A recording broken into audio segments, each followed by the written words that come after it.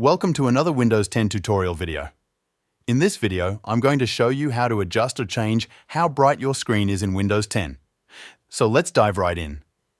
To access the Windows 10 settings, right-click on the Windows Start button. Instead of going directly to Settings, navigate to System. Once you're in the System settings, look for Display in the left sidebar. Here, you'll find the settings for your display.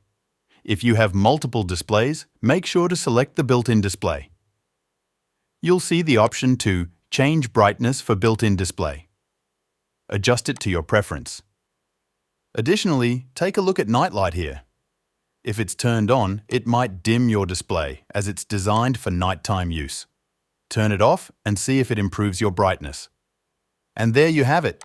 That's how you can easily adjust your screen brightness on Windows 10. If you have any questions about this process, feel free to leave a comment below and I'll get back to you as soon as I can.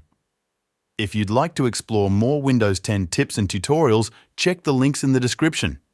If this video was helpful, don't forget to give it a thumbs up and please consider subscribing to my channel for more gadget reviews and tech tutorials. Thank you so much for watching.